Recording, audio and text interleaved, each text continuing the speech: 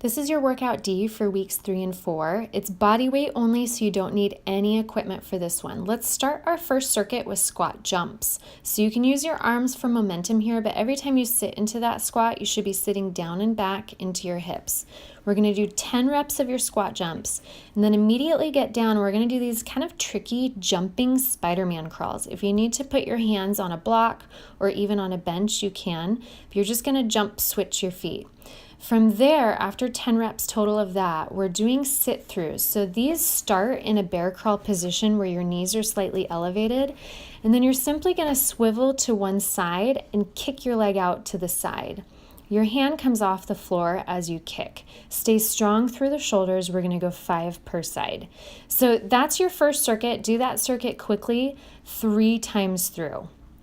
Then you'll start this second circuit. It begins with a T push-up, which you can certainly do it elevated if you need to.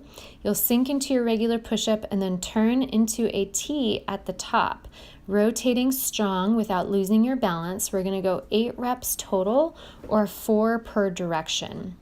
From there, go ahead and stand up. Plant your feet wide with your heels slightly wide. Sink deep into a side split squat, deep enough that your hands can almost touch the floor. And then reach your inside hand up to the sky so you feel that stretch. Make sure that as you're reaching, you're staying low. If you feel any pressure through your back as you're reaching that hand up, it might be helpful to just set your elbow on your knee instead of reaching all the way down to the floor. And I'll show you that here. So you can have your elbow right on your knee and then reach up high to the sky. Our count here is 8 reps per side. Final exercise in this second circuit is the classic lateral skater hops. Again, we're going to go 8 reps per side, making sure to stick that landing and feel really strong each time you land. Leap really big to each side. Our third and final circuit begins with a burpee, and this burpee, every time you jump up, you're going to actually jump to the side and do another one. It doesn't have to be a big jump, but what I want you to work on is that when you do land, make sure that your knees are level and that you're not going knock-kneed each time you land. Next, find a flat plank position, and we're just going to alternate your feet, stepping out, out, in. So your foot goes wide and then in. If you have a mat on the floor, you can use that for kind of a target where you try to get your feet outside the mat and then back in the mat, and you'll do that 6 times total.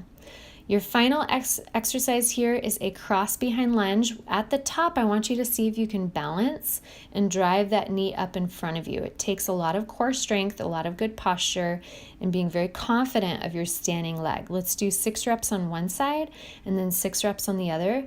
And that's your third and final circuit. You're going to go through that one 3 times through, and then you're all done for the day. Good job.